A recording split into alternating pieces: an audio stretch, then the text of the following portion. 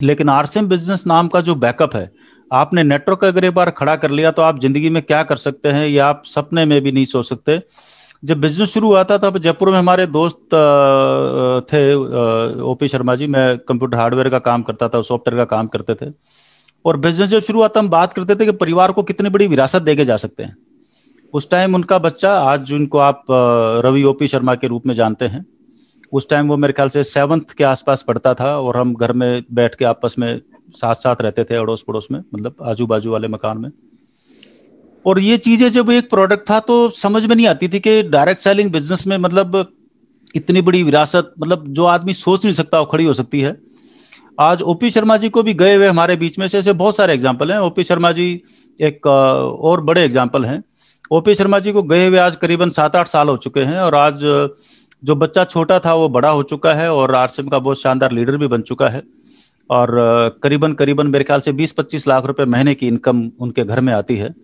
So direct selling business को ये जो बड़ा मौका है हम जैसे लोगों के लिए, आज की तारीख में इसको इग्नोर करना, यूं समझ लो कि टाटा बिरला तो हम है नहीं, और टाटा बिरला अगर हम है नहीं तो अगर कोई इस मौके को इग्नोर करेगा तो मेरे को लगता नहीं कि आने वाली पीढ़ियां उसको कभी माफ कर पाएंगी।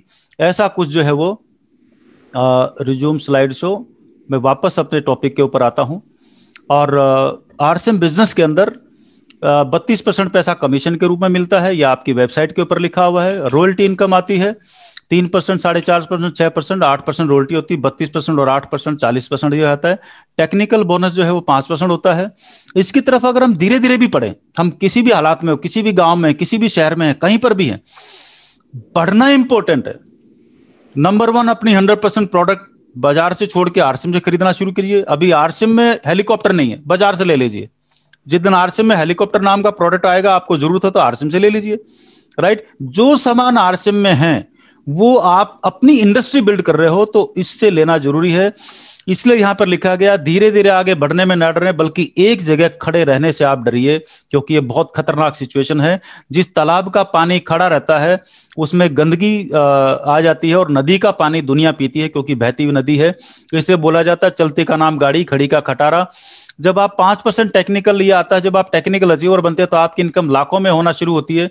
और जब ये बिजनेस की इनकम लाखों में जाती है, आपका टर्नओवर और सारी चीजें, आपकी टीम, ये ऑटोमेटिक डुप्लीकेशन शुरू होता है।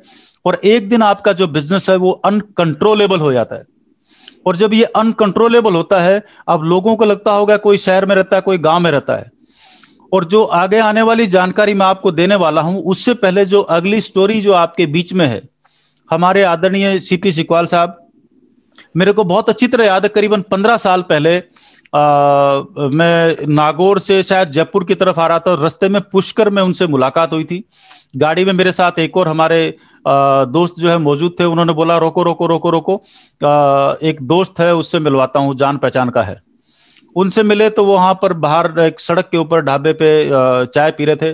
वो उस टाइम उनके पास गाड़ी हुआ करती थी, वो चलाते थे। उनसे बातचीत हुई, और बातचीत बातचीत मैंने बोला भाई ये ऐसे ऐसे है, और इस तरीके से आप नेटवर्क बिल्ड करके इतना इतना ऐसे ऐसे कुछ कर सकते हो, जो भी आपका प्लान है जैसे आप दिखाते हैं वैसे मैंने उनको दिखाया। और उस वक्त उन्होंने बोला कि भी मेरे सिर पे 9 लाख रुपए का कर्जा है। ये बात 15-16 साल पहले की है। 9 लाख रुपए का उस टाइम का कर्ज हो गया आज की तारीख में 17-18 साल, 16 साल, करीबन 7 दूनी 14, 7 तिया 21, करीबन करीबन 45 लाख के आसपास का आज का अमाउंट। एक ग्रामीण परिवेश का आदमी, और इतने लाख रुपए का जिनके ऊपर कर्ज हो, तो उन्होंने छूटते ही बोला कि मेरे को तो एक कर्ज चुकाना है। मैं कहा कर्ज भी चूक जाएगा, सब कुछ हो जाएगा, बस एक शर्त है, जो बोले वो कर लेना। और उन्होंने बोला ये मंजूर है। वो बिल्कुल गांव देहाती भाषा में बोलते थे वो, ओ बिल्कुल ठीक है।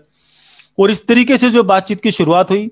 और सीपी सिकवाल जी, मैं बताऊं उस टाइम, फिर हम बाद में आने वाले दिनों में हम आपस में बातचीत भी करते थे, और बोलते थे सर मेरे को तो कोई 1000 रुपए की नौकरी पे नहीं रखे, क्योंकि एक तो उम्र 55 साल, बुजुर्ग हो चुका हूं, दूसरा एक्सीडेंट हो रखा है, एक टांग जो है 6 इंच छोटी है, तो चलना भी मतलब चल भी ढंग से नहीं पाता हूं।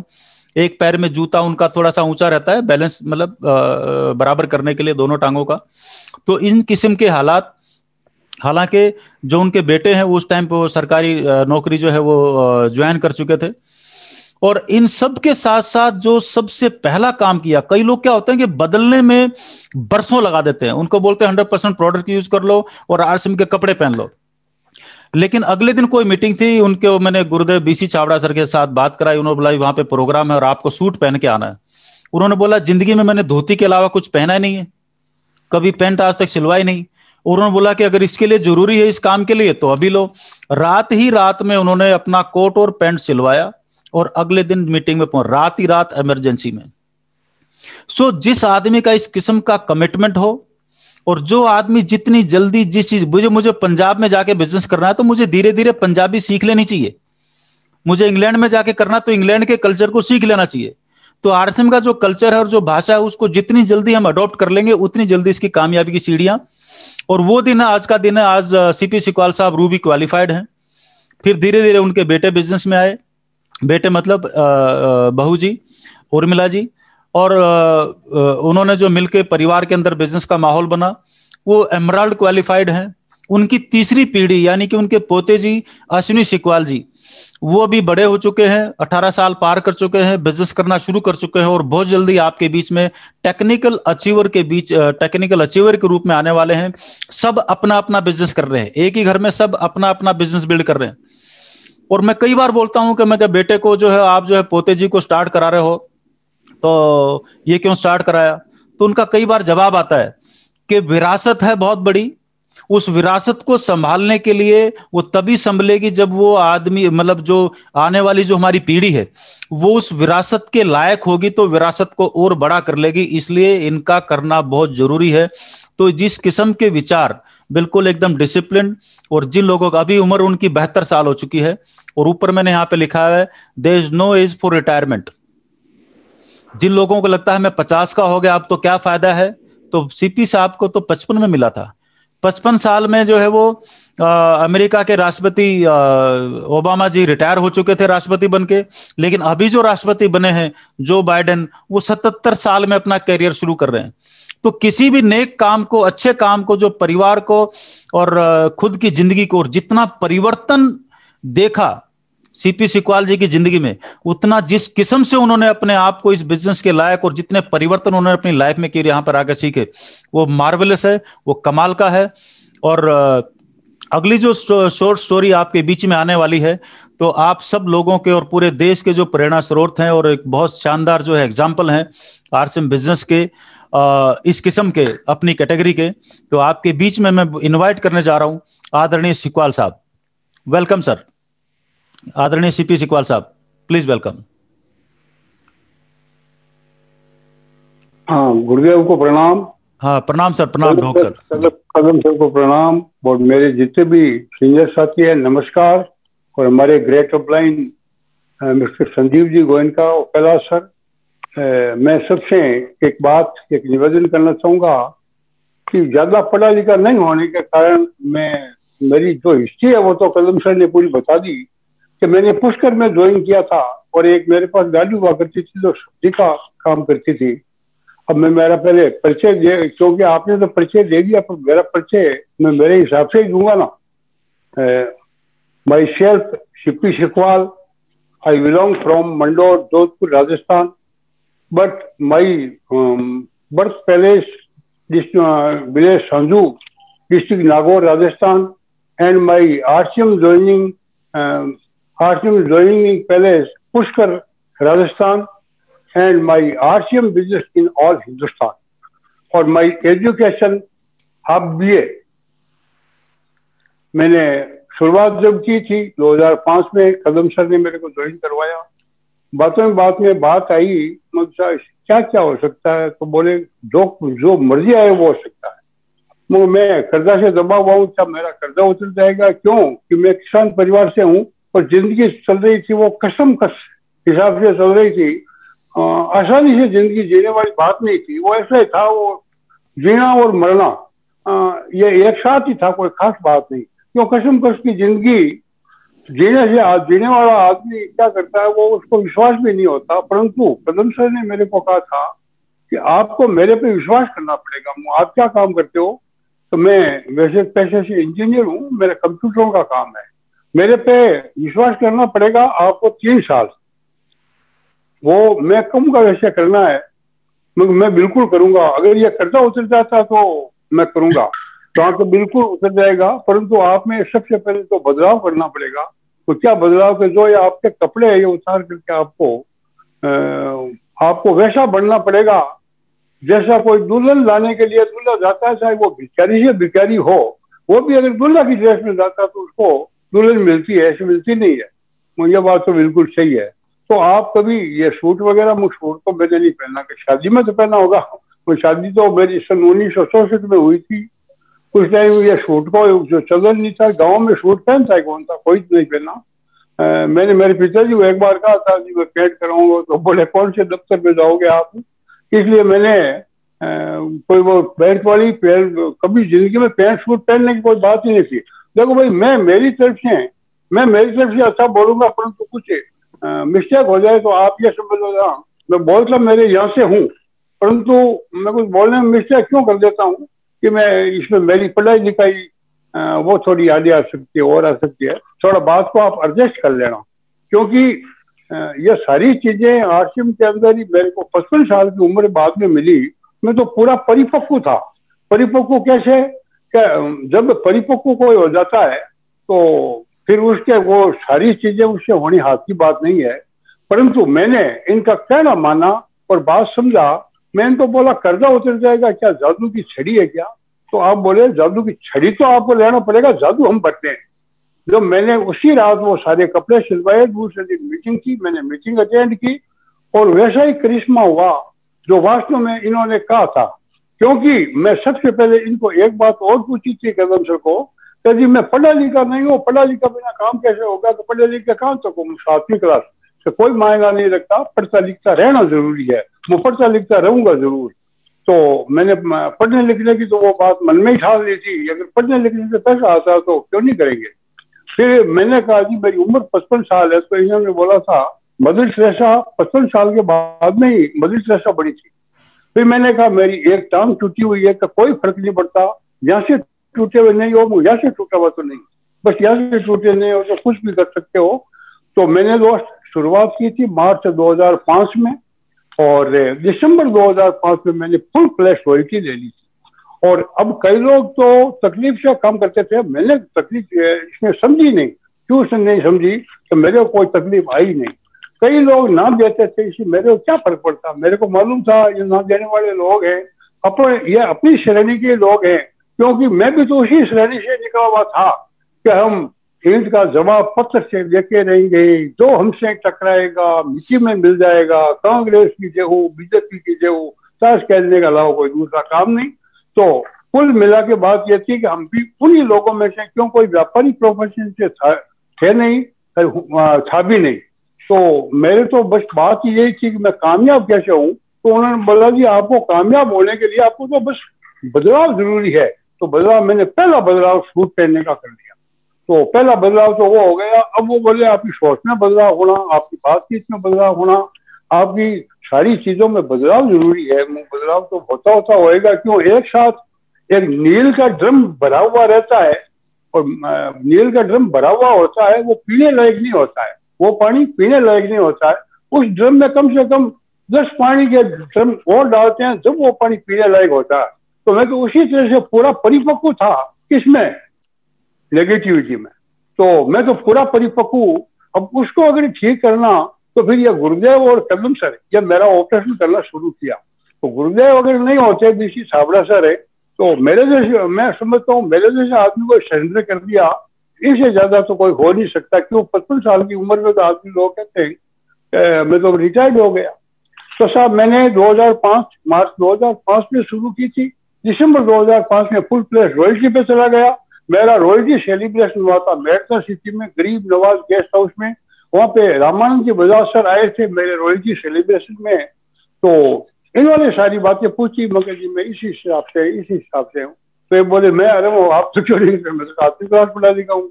यार हाफ भी तो कहता था, क्योंकि पढ़ा लिखा तो हूँ, क्या तक हाफ भी है, हाफ तो पूरा नहीं बोलता, आधा बोलता हूँ। तो रामानंद जी बजाज सर कई बार क्या करते हैं, मेरी उम्र 55 साल बता देते हैं। क्यों बता देते हैं? कि इन्होंने सुन लिया, सीख लिया कि अपलाइन कहता है वैसे रट्टा मार देना। तो ये रट्टा मारते हैं 55 साल का, और हमारे गुरुदेव बीसी सर कहते हैं ये तो 76 साल का है। अरे तो वो बीसी सर आपकी जगह सही है, पर रामानंद जी भी आपकी जगह सही है, क्यों इनको मालूम वो 55 साल का ही है, इसके अलावा है नहीं। तो मैंने शुरुआत की थी और उसके बाद में मार्च 2006 में मैं टेक्निकल चला गया। मार्च 2005 की तो मेरी ज्वाइनिंग है और मार्च 2006 में मैं टेक्निकल चला गया। पहले महीने का जो इनकम आया वो 128 रुपए आया मार्च 2005 का, परंतु मेरे को भरोसा था कि वास्तव में इसमें कैसा आ सकता है, क्यों मेरे वो सारे इंजेक्शन लग गए थे। बच्चा जो पैदा होता है ना तो उसके इंजेक्शन लगते हैं, टीबी के, कुकर खांसी के, और सारी कई तरह के उसके टीके लगते, तो उसको बीमारी नहीं लगती। मेरे वो सारे टीके लग गए थे और मैं गुरुदेव की संगत में आ गया, कदम सर की संगत में आ गया। तो मार्च 2006 में मैं टेक्निकल चला गया और टेक्निकल का मेरा सेलिब्रेशन हुआ था जवाहर रंगमंच अजमेर राजस्थान। वहां पे मेरा भारी सेलिब्रेशन हुआ और मेरे को इतनी खुशी मिली जिसकी कोई सीमा ही नहीं। और टेक्निकल का मतलब होता है 40-50 हजार से उसकी इनकम शुरू होती है, परंतु मेरी जो इनकम शुरू हुई वो 64,000 समथिंग से हुई एक महीने की। तो पहले महीने की इनकम थी मेरा 128 रुपया हुआ और टेक्निकल की जो इनकम शुरू हुई तो 64,000 समथिंग से हुई और हाईएस्ट इनकम मेरी 2,68,000 रुपये एक महीने की। तो मेरे को यह पूरा महसूस हुआ। अब मैंने क्या कि मेरा लड़का है, मेरा लड़का मेरे बहुत बाद में ज्वाइन हुआ। मेरे को क्या हुआ कि मैंने बिजनेस की शुरुआत की तो कई लोग मिले, परंतु एक दो इंजन बहुत तकड़े थे, आगे गुरुदेव और बीसी सर और कदम सर, और पीछे से दो भारी इंजन आए जो हजारों हॉर्स पावर के, एक जवहरीलाल जी गौड़ साहब और एक रामानंद जी बजाज सर है। अब मैं इन चारों इंजनों के बीच में फंस गया, मेरे को बाहर निकलने को कई जगह नहीं मिली। कई लोग मेरे पास आए भी थे कि ये बिजनेस ये हमारा, मैं इंजनों के अंदर फंसा हुआ हूँ कि मेरे को बाहर से अगर भाई मैं आश्रम छोड़ दूं तो दोस्तों मैंने इसकी शुरुआत की और मैं तो तकलीफ में नहीं पाया। मैं तो बिल्कुल ही तकलीफ क्यों नहीं पाया कि मैंने जब शुरुआत की थी, हाँ थोड़ा बहुत तो तकलीफ होता ही है, क्योंकि फिर मैंने मेरे मन को समझाया, अरे तो 60 किलोमीटर तक पैदल ज्यादा के लकड़े बेच के आता, क्यों किसान का काम होता है, यह लकड़ा बेचना कोई खास बात नहीं है, क्योंकि किसान वो सब काम करता है जो उसको करना है, जो पैसों की जरूरत होती है। तो लकड़े क्या समझते हो, इनको काट के ले जाते नागौर बेच के आते, मेरा गांव से नागौर 60 किलोमीटर है और पैदल जाते। उसी तरह तो द्वारा आर्शिम नहीं है मेरे भाई, क्या फर्क पड़ गया, 10-20 लोग ना देंगे 100 देंगे, और मेरे को 100 लोग ना दिया भी नहीं। हाँ शुरू में थोड़ी इस बात की तकलीफ होती, कहीं ना देते कहीं हम पड़ते, पर मेरे वो सारे इंजेक्शन लग चुके थे। क्या आपको कई लोग ना देंगे क्योंकि वो ना समझ है, आज भी तो ना दे रहे हैं। अरे साहब उस टाइम तो कोई प्रोडक्ट ही नहीं थे, अब तो इतने प्रोडक्ट है जिसकी सीमा ही नहीं, तो भी कहते नहीं नहीं नहीं। अब इस आश्रम ने हमारे को क्या दिया, बात पैसों के लिए, पैसा तो किसी को मिलता है। फिर मेरे को यह कहा गया कि गेहूं बोते हैं तो गेहूं के लिए बोते हैं, खाकला के लिए गेहूं कोई नहीं बोता है, खाकला फ्री में मिलता है, इसमें पैसा है, वो सब वो फ्री की चीज है, बाकी तो वास्तव में बिजनेस तो किस लिए करना है वो अलग चीज है। और मैंने सफर हवाई जहाज तक एक बार नहीं कई बार किया, क्योंकि सबसे पहला सफर मेरा, मैं बेंगलोर, मेरी 11 बजे मीटिंग थी और एक मेरे साथी के, मेरे अपलाइन के फोन आया तो मेरा गलत शौक हो गया, आप हैदराबाद जाओ वहां पे मीटिंग लो, 200-250 लोग आएंगे, उन लोगों से बात करना कैसे करें, मैं किसी को दूसरे को भेज दो, मैं तो बेंगलोर हूँ, 450 किलोमीटर है यहाँ से हैदराबाद का, कोई फर्क नहीं पड़ता, आप जाओ, मैं जाऊँ कैसे, मीटिंग शाम की है और मैं अभी 11 बजे यहाँ पे रहूंगा। तो बोले कोई बात नहीं, हवाई जहाज जाती है वहां से। तो मैंने पहला हवाई सफर वहां का किया था। फिर कई बार गुवाहाटी गए तो बाबूसिंह जी चौहान है वो मेरे को लेने के लिए आए, फिर कभी अहमदाबाद, कभी हैदराबाद से बेंगलोर, कभी चेन्नई, कभी कहीं। और मैं मेरी धर्मपत्नी को भी हवाई जहाज में बैठा दिया। देखो मैं सौभाग्य की बात बताता हूँ, मेरी कोई पीढ़ी में कोई मेरे परिवार में किसी ने हवाई जहाज का नाम तक नहीं लिया आज तक, और मैं उस हवाई जहाज में बैठा और वो पेट टूटने के बाद में 3 जगह से मेरा पेट टूटा हुआ, उम्र में मैं इतना, ये सब मेहरबानी आरसीएम की है। कैसा आरसीएम ने इतना मेरे को दिया जिसकी कोई सीमा ही नहीं। और आज मेरे मंडौर जैसी जगह में, मेरी मेन जगह पे मेरा, मैं बंगला तो नहीं कहता क्योंकि कहने से थोड़ा ठीक नहीं रहता, पर मेरा 2.5 करोड़ का करीब मकान है और सब वो साधन है मेरे पास जो एक आदमी के पास होना चाहिए। गाड़ा घोड़ा फाड़ा घोड़ा तो मामूली चीजें हैं, ये तो होता ही रहता है, किसी के पास कुछ भी होता है, किसी के पास कुछ भी होता है। अब मेरे मन में यह आई कि मैं क्यों नहीं एक ऐसा काम करूं कि इतना बड़ी रकम को रुकालने वाला कौन रहेगा, क्योंकि रकम को रुकालने वाला यानी विरासत को संभालने वाला अगर इसका एजुकेशन नहीं होगा तो विरासत को संभाल कैसे पाएंगे। क्योंकि कई लोग कुछ भी नहीं थे, वो आज बहुत कुछ हो गए, कई लोग बहुत कुछ थे, उनका पतन हो गया, नामो निशान मिट गया, सिर्फ और सिर्फ एजुकेशन की वजह से, उनकी आदत की वजह से, उनकी संगत की वजह से। तब मैं मेरे पोता को बोला, अश्विनी कुमार जी एक काम करो, आप पढ़ाई लिखाई करो, खूब करो, नौकरी करना कोई फर्क नहीं पड़ता, किसी करना, परंतु आरसीएम का एजुकेशन दे देना, तो इसके बिना कोई विरासत संभालने वाला नहीं है। अब मैं आप सब लोगों से एक विशेष रिक्वेस्ट करूंगा कि भैया मेरे तो 55 साल की उम्र में ये चीज मिली, अब मैं कौन सा आनंद लूं, आप बताओ मेरे को। हाँ, हालांकि मैंने लिया आनंद, मैं सब कुछ किया है, परंतु आपके तो और भाग्य है जिनके 20-25 साल की उम्र में अगर जिनको ये बिजनेस मिल रहा है, और वो जो मेरे जैसे सीधा का सीधा अगर बदलाव करके इसमें आ जाता है तो आपकी जिंदगी तो बहुत लंबी है, जिंदगी भर आनंद लोगे। अब देखो इससे क्या क्या चीजें छूटती है, मेरे को खांसी आई तो बात तो याद आती है ना। मैंने बीड़ी पीना शुरू किया। अब ऐसा हुआ कि बीड़ी पीते पीते मेरे को 49 वर्ष हो गए। सन 1960 में बीड़ी पीने लगा, ये 2009 आ गया और बीड़ी छूटी नहीं। अभी छोड़ेंगे लोग भी कहते हैं आप इसे अब तो करेंगे। वही बात मेरे में हुई, क्योंकि उस टाइम में ये 45 बीघा में ऑफिस था कंपनी का, आज तो करीब 100 बीघा से ज्यादा है, परंतु हर जगह वहां पे लिखा हुआ था धूम्रपान निषेध क्षेत्र। और फिर मैं वहां पे जाता और वहां पे अगर बीड़ी पिए और छुप के बीड़ी पिए, अगर कोई मेरे को देख ले तो वो क्या कहेगा, अरे तू इतना बड़ा लेवल का आदमी है, तेरे को शर्म नहीं आती, तू बीड़ी पीता है। यहाँ पे लिखा हुआ है कि यहाँ पे धूम्रपान निषेध क्षेत्र है। तो मन को समझाया, क्या तेरी इसी औकात नहीं है तो बीड़ी छोड़ने का। लोगों को तो कह रहा है मैं तो आपको कामयाब कर सकता हूँ, मेरे से जो 100 बार मिलता है उसको हर महीने 15,000 का मैं बना देता हूँ, जो 150 बार मिलता है उसको 25,000 का महीना कमाने वाला बना देता हूँ, और 200 बार मिल जाता है उसको मैं कम से कम 50,000 का महीना कमाने वाला बना देता हूँ। परंतु तेरी औकात तो खुद की बीड़ी छोड़ने की नहीं है, इससे ज्यादा क्या हो सकता है। तो दोस्तों 1960 में मैंने शुरू की थी बीड़ी और 49 वर्ष तक पी।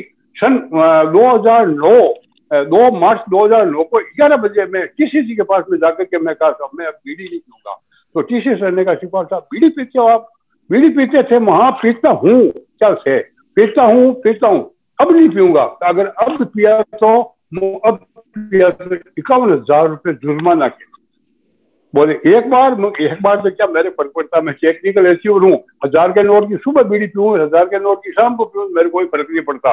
परंतु अब मैं कभी नहीं, अभी पीऊँ तो अभी 51,000, और 5 मिनट बाद में पीऊँ तो और 51,000, 5 मिनट बाद में पीऊँ तो और 51,000। उसके बाद में दोस्तों मैंने बीड़ी, चिलम, गुटखा, जर्दा, सिगरेट की तरफ देखा ही नहीं कभी। और मैं मेरी सामने बीड़ी सिगरेट को रखा, लोग कहे कि इसको दूर रखो मुंह, नहीं, मैं इसको सामने रखूंगा और इसको कहूंगा तो मैं तेरे को नहीं पीऊंगा। और मेरी बीड़ी पीने पे एक विशेष थी, क्या छोड़ो बीड़ी की बात अलग है। अब मैं मेरी विरासत को ऐसी कैसी रखने के लिए मैं मेरे पोता को इसमें इन्वॉल्व किया है, या नौकरी शौकरी कुछ भी करे नहीं करे मेरे को कोई मतलब नहीं है, नौकरी में क्या लेना देना है, करे तो तेरी औकात दिखा दे तो मैं हो भी सकता हूँ। और उसके बाद में करना अपने को आरसीएम बिजनेस है, क्यों कि पात्रता बिना ये समझता नहीं है। कई लोग इस बिजनेस में हमारे साथ में आए, कई हमारे अपलाइन हो गए, कई डाउनलाइन हो गए, परंतु कहीं से ये विरासत संभली नहीं, और मेरे से ज्यादा रुपए कमाने वाले लोग बिना पात्रता के चले गए। और पात्रता नहीं थी, क्योंकि पात्रता की जरूरत होती है। अगर पात्रता नहीं होगी तो ये आपके पास पैसा नहीं आएगा। मैं आपको भी कहता हूँ, पात्रता नहीं होगी तो आप ये चीज हासिल नहीं कर सकोगे। अगर हासिल कर भी लिया गलती से तो ये पात्रता के बिना वापिस चला जाएगा। मैं ज्यादा बातें तो अब नहीं करूंगा, अब मैं आपसे बात करूंगा कि आप ये मेरी बात को मान करके अगर कोई समझदारी है तो आप इस बिजनेस को छोड़ना मत, और छोड़ना नहीं और करना तो पूरी ताकत से करना, और पूरी ताकत से करना, चाहे किसी का बाप कर दे तो रुकना नहीं है, परंतु अपने आप में सुधार कर लेना। जो जो कहते हैं अफलाइन, आपकी उस बात को मान लेना। क्योंकि मैं आपको क्यों कह रहा हूँ कि भैया अब इंसान की तो मालूम नहीं होता, इंसान जिस्मानी बुलबुला है, इस दुनिया से कभी दुनिया को छोड़ के जा सकता है। मेरी बात, मेरी चमड़ी काम नहीं आएगी तो लोग जला के भस्म कर देंगे, मगर मेरी कई हुई बातें आपको काम आएगी। ये बात को थोड़ा ध्यान रखना, क्यों कि मैं आपसे प्रेम करता हूं, आपसे प्यार करता हूं। धन्यवाद। वाह, थैंक यू सो मच सिकवाल साहब। अभी आपने आदरणीय सीपी सिकवाल साहब को सुना, जिनकी कहानी बहुत मोटिवेट करती है। बहुत मतलब एक एक जिन लोगों को लगता है कि वो पढ़े लिखे नहीं है, जिन लोगों को लगता है उनकी उम्र बड़ी हो गई है, और जिन लोगों को ये लगता है पूरा जानने के बाद जब सीपी सिकवाल साहब कर सकते हैं तो वो कितनी तेजी से और कितना बड़ा कर सकते हैं।